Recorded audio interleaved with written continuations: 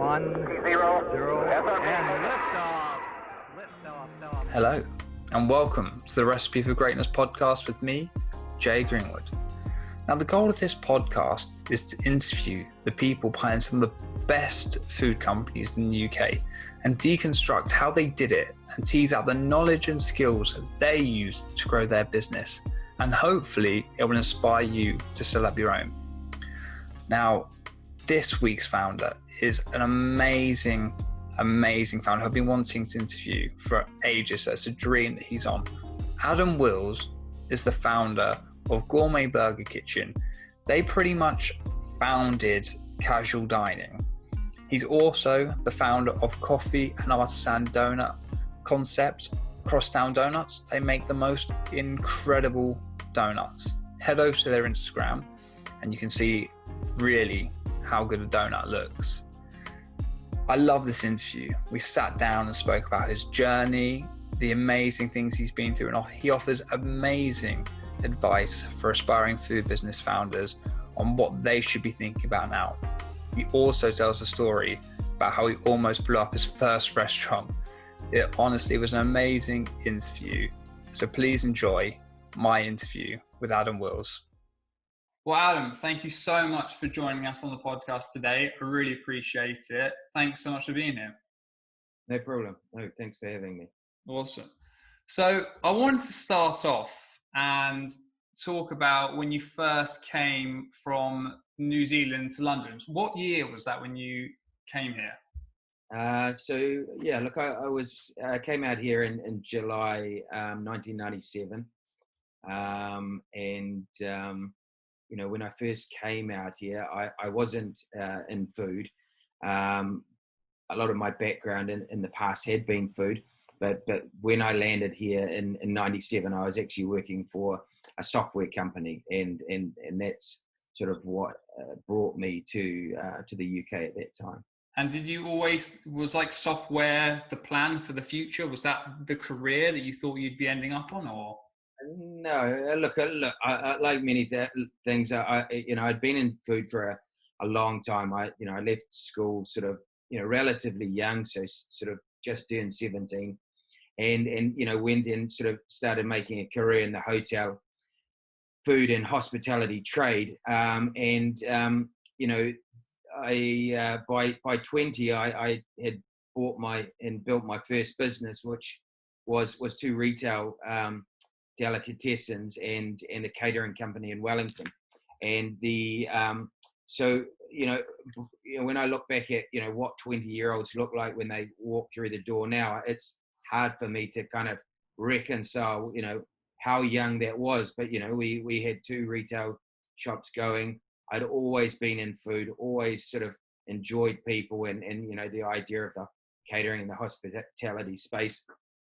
But when I actually sold that first business, I wanted to have a break from it because most of my friends were not in that space, and they were all coming out to London and working in banks, accounting firms, that law firms, that sort of thing. So I had an opportunity to come out here with a software company, and that gave me a chance to sort of arrive on the shores, and at that point I really started looking at the food and drink and hospitality space here. And just for a bit of context, because we all know what London, how it's packed full of amazing restaurants everywhere. What was it like sort of 1998, sort of 2000 time? What was the restaurant food scene in London like then? Yeah, look, it was people have always gone on how bad the food in the UK is, and that hasn't been my experience. When I sort of got here in that time, it was the time that you had to book 3 months or 6 months in advance to get a table to go to somewhere like the Ivy. There was massive restaurants, like Titanic and in the West End. There was Michelin star was sort of at its probably one of its most peak periods. So people were sort of going out to these very high-end restaurant experiences, but you didn't have the depth of offering casual dining that you do today. And so I guess, you had very high-end food, and, you were paying a lot of money, very sort of glamorous to go to those places. but then there was a massive drop down to what you would sort of call, the lower end, kebab and curry houses and that type of thing. So from New Zealand, where we eat very well out there, good quality fresh food, I sort of felt that there must be a gap there between, the highest end and the bottom space. And that was sort of where the idea of GBK sort of started to show. Amazing. And what was that transition like? So you were working in the tech company, and then you had the sort of in the back of your mind, you had the idea that you wanted to set something up in London. What was the transition from software to burgers to restaurants? Was it a quick movement, or was it something you've been thinking for a while when it was just coming to the... Yeah, look, so GBK started in 2000. So, I'd been here 3 years, and, I spent a lot of time during the week either out of the country or out of London. And, I used to come back to London, and I used to think, if you didn't want to go and sit down in a restaurant and take a menu and have a waiter, come and serve you, or there wasn't a place to actually go and just eat something by yourself that was sort of healthy, relaxed, casual, there weren't really many options. And so, I sort of was looking back at the demographics of New Zealand, and I was thinking, look, a lot of what I see here, where people have got, it's a sophisticated, cosmopolitan kind of society. They've got money to spend, but you either have to go to a restaurant and be served by a waiter with a menu, or you're eating sort of out of a piece of newspaper with chips on the sidewalk. So, I sort of thought, well, there's got to be something in between there. And, with our kind of casual approach to dining in New Zealand, where, everything's casual, you don't have the white tablecloths and all of that. I felt that we could create something where in a lot of these neighborhoods that I saw, which had lots of young professionals, lots of well-to-do people who lived in small houses, who could, were always looking for somewhere to go, that we could provide, a platform for those people to dine out casually. That's right. I remember my first experience of a gourmet burger kitchen. I remember my mum took me there, and I was it suddenly was the first realization of what a burger actually is. Because before I was used to the McDonald's, or like you say, the kebab shop or something. And then suddenly when you had my first gourmet burger kitchen, I was like, wow, this is actually what burgers are like. And it's amazing because now it seems so obvious, but back then, people just didn't really think about it too much like that at all. So look, I mean, and it all comes back to, just simple, really great quality base ingredients, and then you can go and do whatever you want with that. And probably 75% of what we used to serve was a derivative of a cheeseburger. So you would have a cheeseburger, and it would be with bacon, or it might be with blue cheese sauce, or it might be with some other accompaniment. But what it told you was that the majority of people would come in and go, wow, chorizo, wow, lamb, venison, all these things, but I'll have a cheeseburger.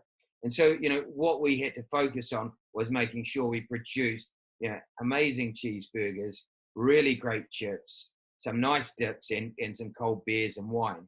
If you did that, 75-80% of your customers were going to be really happy. Amazing. And how long did it take you from, right, we're going to set up a burger place, and from the idea to actually getting the doors open? Did it take a long time, a short time? Look, it was probably 12 months. And, look, you learn lots in that 12 months. And the two other Kiwi guys that I set GBK up with were, they were no more familiar with the planning laws that relate to restaurants here in the UK. So we didn't know that, you had to have an A3 or an A5 land. It had to be purposed for selling food. In New Zealand, we could go along the street and go, okay, I like that shop, I'm going to set up a restaurant here. Whereas here, you've got to go along and go, okay, well, that's a hair salon, that's a pharmacy. that's a chicken shop. Okay, you can have a chicken shop, but people can't sit down and eat in there. Okay, this is an A3 site, which means that you can sell food in it, you can cook food in it, you can have extraction, and you can have people sit down and you can serve them. Sure. And how did you go about figuring it out? You know, all these unknowns. Did you reach out to anyone, or did you all just sit down? We just made heaps of mistakes. You know, we Yeah.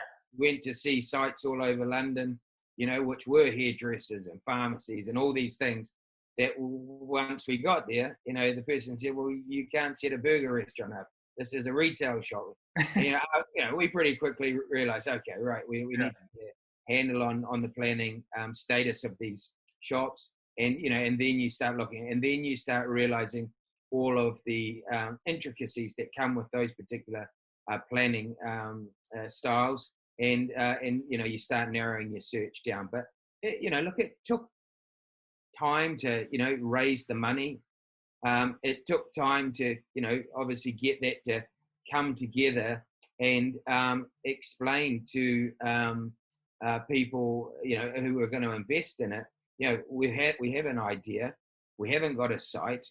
We haven't, you know, got a lot of the things that you need. No, we've never done anything here in London before, but you know, we would like you to give us, you know, a chunk of change that we can go out and hopefully make you some money off. Yeah. And how did you approach those people? Was it introductions, or was it just knocking on doors? Friends and family. So yeah, look, I mean, we had a group of, as I said to you, a lot of my friends were from working in the city. You know, we raised £250,000 back then to get started, which, you know, seemed quite a lot of money, which, you know, in today's sort of approach to opening a restaurant, it's, you know, it's nothing. Yeah. But we, you know, and we sold those, each of those slots was a 5,000, yeah, I think £5,000 slot. So, you know, we got a group of people together. As the three of us, we put in 50,000 each of the 250,000. And you know, we got the 100,000 off, you know, 20 other people in £5,000 sort of slot. Amazing. And what were you feeling like before it opened? Were you really nervous? I mean, this is like the first bricks and mortar place in London that you were setting up. How were you feeling before it opened? Yeah, well, look, we were feeling, well, look, you know, we were feeling good. We were, you know, I'll never forget the day before we opened that, you know, we were all ready to go, cleaning it down, and you know, this lady in Battersea came and knocked on the door, and you know, it had on the front of the building, you know, we had our signage up there, Gourmet Burger Kitchen, and everybody was sort of trying to work out she knocked and she said, "What is this place going to be?" And we said, "Oh, it's going to be a gourmet burger, you know, restaurant." She said, "Oh, that won't work in this neighbourhood." It was sort of that. So typically, kind of slightly, you know, if you took everything personally from people like that, you know, you would get worried. But you know, look, we opened up. And look, it was by no means an immediate success. You know, it wasn't full of diners the day we opened. It wasn't until Time Out, you know, Guy Diamond, who was the sort of a restaurant critic back there, did a review of us and gave us a you know, like a 5-star rating, and then another couple of reviewers sort of started, and it was, we hadn't gone out and got PR. We hadn't done anything. We just opened the doors and started trading. And I guess actually, you know, when you keep things really simple, you have lower expectations. Whereas these days, so many people, you know, want to make this huge splash immediately. They want everybody to say, "This is amazing. You've got to go here." But back in 2000, it kind of wasn't like that. You know, we were still looking at the paper version of Time Out, which was sort of the guide that you picked up on a Wednesday in London outside a tube. Yeah. Well, I mean, I've heard you talk about the story before about when you guys were first opening up the place, that you did a lot of the demolition work yourself. Can you tell us a little bit about that story? Yeah, well, look, I mean, back then, you know, I mean, you know, 250, yeah, as I said, 250 sounds a lot of money, but we also, when we got the quote and it said, look, you know, it'll be, I think £5,000 or £6,000 for, stripping the place out, and we were like, it's an extreme amount of money. Like we could do that ourselves, and we'll save the money. And so the boys went down to sort of the hardware shop, got a crowbar, got a sledgehammer, and set about putting a hole through a wall and everything. And we thought we had done a pretty good job. By the end of the day, we had a skip full of stuff, and we went off to have a cold beer and congratulate ourselves on having saved a few £1,000s. But the next day when we came back, there was the hazard tape all over the front of it, and we had accidentally ruptured a gas line on the building, and it had to evacuate the shops beside us, the people above us, and we had to ring the fire department to get them to come and declare it. We could get the builders to start on Monday. So yeah, look, it wasn't a very auspicious start to our first restaurant, but it's one of the stories that we look back on fondly. That's amazing. I love those stories, because you're just trying to get things to work, and you're just doing all kinds of things, and you look back and you think, how far things have come, I imagine. Yeah. So, and look, that's some of the fun. Look, I think I'd say that to everybody. You've got to do this as much for the memories as for the money. You got to enjoy the journey that you go on. So how long did it take after it had been open for you to start to feel like things were working, and it was, maybe there was an opportunity to open up another one? I guess because our goal had always been to open, I don't like to use the word a chain of restaurants, but a series of gourmet burger kitchens. We pretty quickly set about realizing that in order to support 3 people who had left their jobs to set this up, that we needed to find a second site. It was trading well, so we, by November, so we opened in March in our first GBK. By November we opened our second GBK, and wow, so within reasonably quick succession we found that second site. Again, we made a fundamental error of, we had our first site in southwest London and our second site in northwest London, and we just didn't sort of think of how hard it would be to travel across town all the time getting to those 2 sites. And, we wasted a huge amount of time going up to West Hampstead. And it was a slower site to get started. So we were sort of wondering, God, we've gone and chosen this site, the other side of town. No, it's taking a while to get underway, but eventually it did, and that site was probably one of our most profitable sites.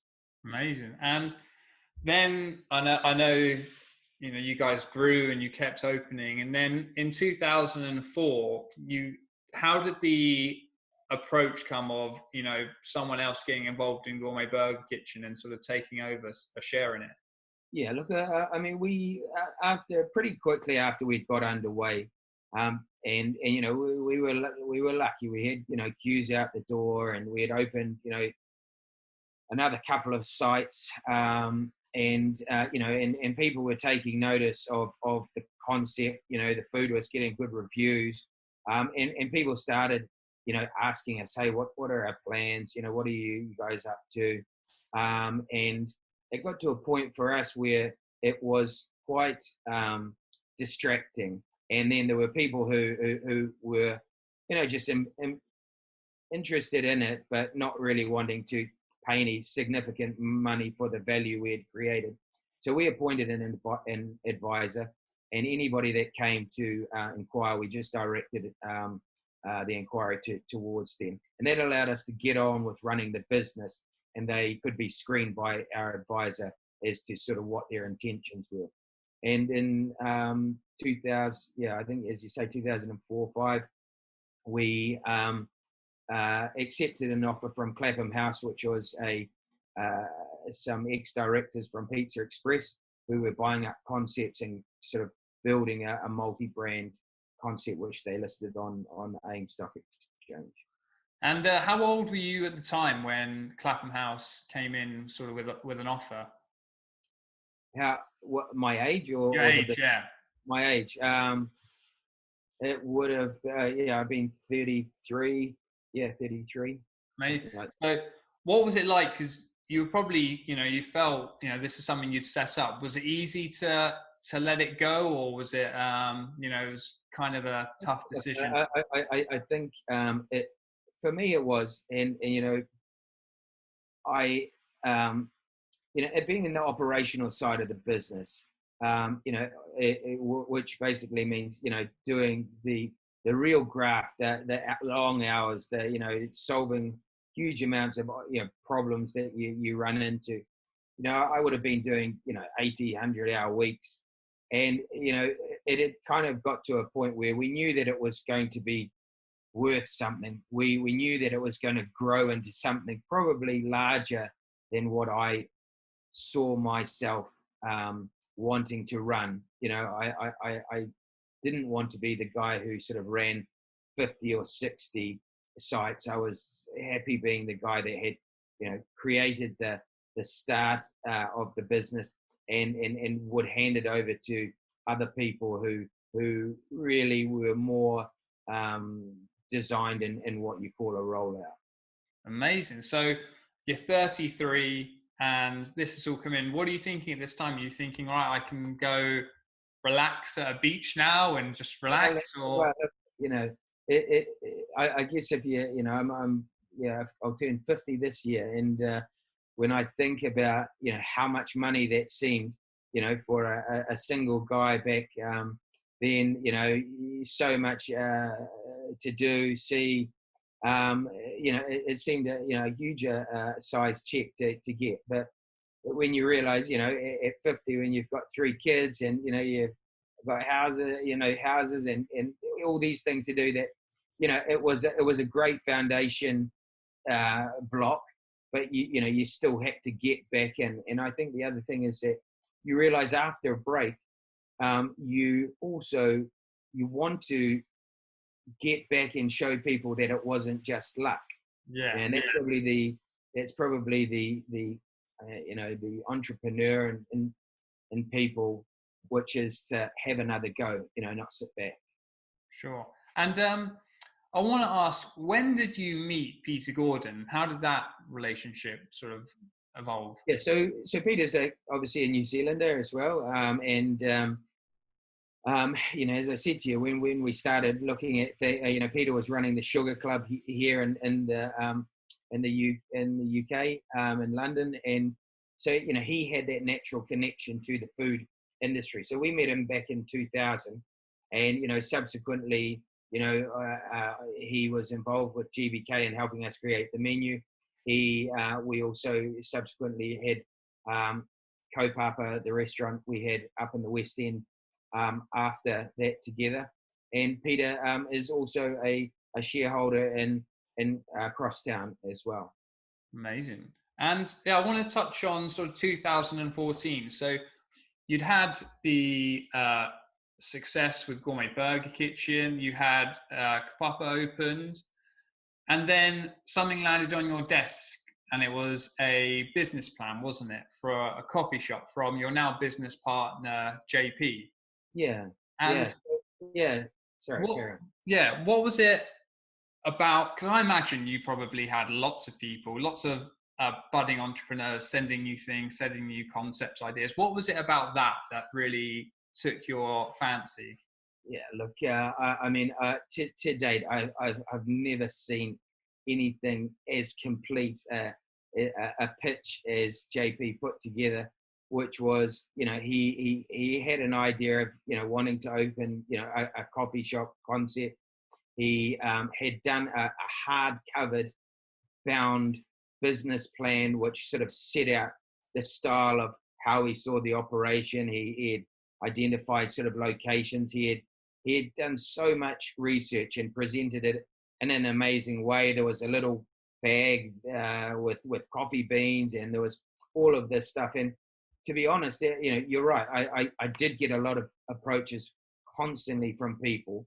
And at first I thought he was looking to sell us coffee at Kopapa. And so I just chucked it into my in tray. In fact, I think I'd sort of said to, the manager, just chuck it into my in tray. And then he sent a follow-up email because I never replied to him. And sort of said, did you check it out? So I went down and had a second look at it and, had a read of it. And then I said, look, I'll meet up with you and have a listen, because I was so impressed with what he had done. And really things from there, developed. And, we started to get to know each other. He's a, very impressive,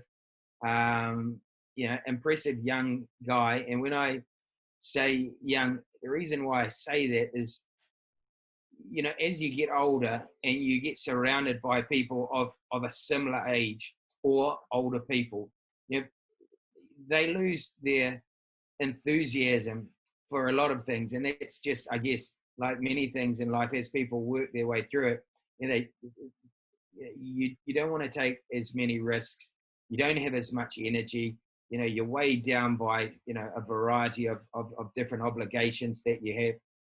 When you meet somebody young like that and, they've got none of those things, he just had so much interest in getting involved. And that was sort of a really attractive trait. Yeah. So would you say it was I imagine lots of things, but it was JP's professional approach with, putting lots of time and effort into the presentation, everything else that really sort of stood out for you versus maybe some other people who just wouldn't go through that kind of thing? Yeah, and look, the other thing is, and I think another really important, he turned up and he said, hey, look, I've got some money, and I would be interested in investing some of my money. Whereas so many people turn up and they go, hey, I've got this idea, and what I'd like you to do is spend your money and give me all your expertise, and I'll sort of retain 90% and you can have 10%. I guess JP was just a much more realistic prospect, and he had done a huge amount before coming to pitch, whereas so many people come and pitch and you read the pitch and you go, you have no idea what you're talking about. Yeah. And so that was certainly something that made me sit up and take notice. Amazing. And I know it was a coffee concept. How did it evolve into these amazing artisan donuts that you guys do now at Crosstown? Well, look, I mean, what my first question, I guess, that I put to JP was like, what is it that you wanted to do? What's going to differentiate your the concept from every other coffee shop? And there are loads of good coffee shops where there's 1, 2, 3 sites, and but invariably in a lot of cases they sell the same thing. Okay, they sell coffee, they sell banana bread, they sell pastries, they sell all of these things, but they're just derivatives of the same food. And I said to him, if you are wanting to grow something and sell it like we did with GBK, you've got to have something that's unique. You've got to have something which is different. You've got to have something where you can have multiple strands of revenue that come in. In my eyes, with GBK, we had eat-in customers and we had takeaway business. And I could see how well, how strong online business was becoming. And so I wanted something where we could also sell products outside the shop, as opposed to just relying on people to walk through the door, on a daily basis. So we were looking at going, well, look, what works with coffee, and we came to the conclusion, well, look, donuts and coffee, they're natural bedfellows. And they are also something where you could produce them, put them into a box, and you could gift them. You could also wholesale them. So that was how we came to that point where we. Amazing. And one thing that I would say about you is that you're so good at identifying trends and sort of the way things are going. Is there a particular way that you look at opportunities in the market? Is it you are following trends, or is it you're actively looking for something like you just mentioned there that's your unique selling point?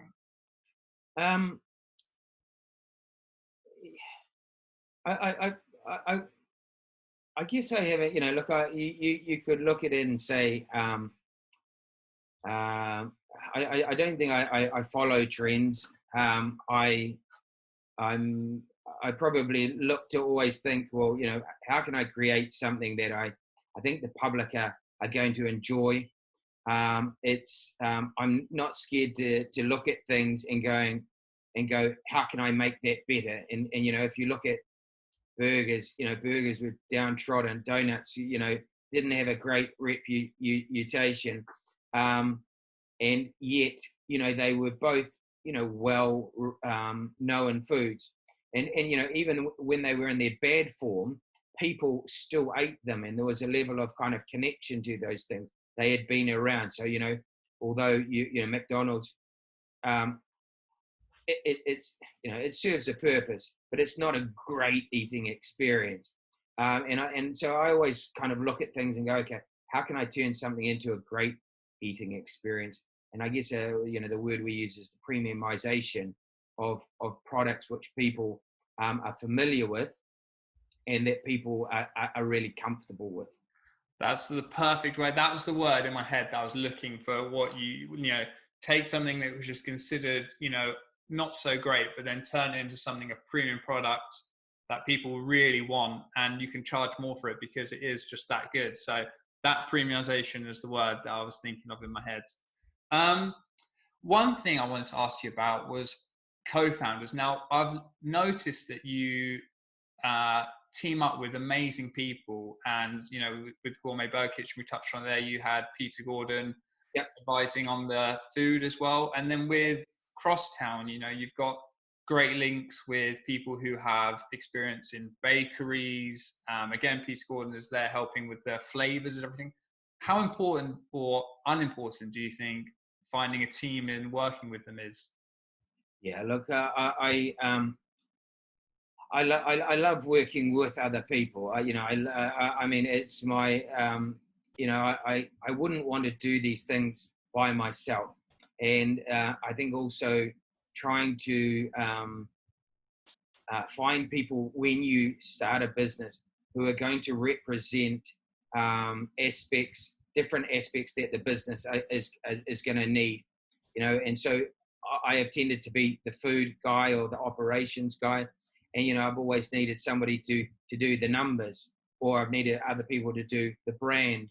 And so, you know, when you're starting out, you need to, you know, there's no point having three food guys, you know, because you'll probably have great food, but you'll probably be bust. So you have to get a team together. And you know, I love the excitement of bringing a team together. I like the idea of being able to choose those people who are going to be on the team, and you've got to choose people who you think that you're going to be able to be around a lot, because if your business goes well and you have to work hard, you've got to work long hours, and food is always all of those things, you are going to need to be able to stomach each other on the good and the bad days that you'll go through together. Yeah. And for someone who's maybe thinking about starting a food business, what questions should they be asking themselves, whether or not, you know, maybe whether or not they should do it, or what, you know, their opportunity is? Do you think there's any real questions that they should be asking themselves to think about first? Yeah, look, I think it's quite important to imagine what it is that you think you want your business to be in you know, say 5 years time. And you know, when I think back to say 2000 and sort of 12, 13, you know, a lot of places, you know, a lot of food trucks were popping up, and you know, the people were doing some great food out of these food trucks, but it's a hard life in a food truck. It's a hard life to you know, you don't have a central kitchen, you don't, you know, you haven't got lights or power or water or any of those things. So it might be great to start off with a food truck, but how are you going to move that food truck into something that you can live with on a longer term basis? And so I think that you've got to really kind of be able to think that through, and you've got to be able to get people to give you feedback on your idea. You've got to be open to constructive criticism. You've got to be prepared to listen to people tell you why they think it might not work. And in that feedback, really challenge your own idea against what view other people have of it. You just don't want to be that guy who's charging ahead and not listening to anybody, not being so rigid that you can't take critical advice from people, and go and check your idea that the things that you think are going to play out, are likely to have a good chance of playing out. So I think with Crosstown now, we knew we were going to retail out of our shops. We knew we wanted to do online. We didn't know that in the first 12 months, more than 60% of our revenue would come through wholesale, and that is what occurred with us. But we were able to recognise that was an avenue to allowing the business to scale up, because just making enough product in a bakery for one or two shops, it's hard, to get the economies of scale which give you margin and all those things. So I think, being flexible, being open to opportunity, and being able to pivot where necessary is obviously also an important thing. Absolutely. And I was going to ask you if you see any real common mistakes that people setting up food businesses do, but I think it's almost the opposite of what you were saying they should be doing then. It's not listening to the advice, it's not focusing on the long-term goal or something like that. Look, I think also making sure, I would say to people, have a go at something when you're younger, because you're less weighed down by potentially being married, potentially having kids, potentially putting everything at risk. If you there's a high chance that you might stuff it up, and you have to get comfortable with the idea that may happen. It may happen because you did something wrong. It may happen because circumstances may go against you, and you just can't do anything about it. But you've got to be able to accept and pick yourself up from that situation, and dust yourself off, and either go back to working for somebody else, or be able to have another go. Amazing. Yeah, I think that's the key thing, just accepting that it may not work, and just giving it a go is the most important thing. I'm conscious of time. I've already stolen enough of your time already. One question I had for you was, has there been any books or multiple books that you have read that have helped you at all in your journey? Yeah, look, I guess, look, I enjoy reading about other people. I'm not a great reader of kind of management, structure, and follow this plan, and do this and that will happen, and the 10 steps to effective management, and that's but I love reading about autobiographies about business people, how they went about building their business. And I look back now at, say, some of the ones that I read 20 years ago, when I was sort of first thinking about doing a business. And, I read a great book about Philip Green. I read a great book about Luke Johnson. Fast forward 20 years, and what you see is, well, hey, even those great business guys can get it wrong, and things will happen to them. But when you read that book 20 years ago, you thought, wow, these guys, everything they touch turns to gold. Yeah. I think read a variety of books. Absolutely. And one last question is, if you could go back to sort of 25-year-old Adam, is there any bit of advice you'd give him, given the career you've had? Is there anything you'd go back and sort of tell yourself? Oh, God. Look, slow down. All the advice I'm giving you now, is 25 years on. Listen to people. You know, I think most people aren't looking for you to prove something to them. You know, it's about proving something to yourself. And in a lot of cases, you're a lot harder on yourself than you think other people are. So yeah, so don't let the weight of expectation, you know, of people around you sort of make you make decisions that if you just step back, took your time to review things, in a lot of cases, you'll probably come to a slightly different decision than if you sort of rush into things. Wow, that's amazing. I think that's a perfect time to end the interview. So I just want to say thank you so much, Adam, for making the time. I mean, I'm a big admirer of everything you've achieved. So for me to have you on this is, it's like a bit of a dream. So thank you so much. I really appreciate you making the time. Thank you for having me on.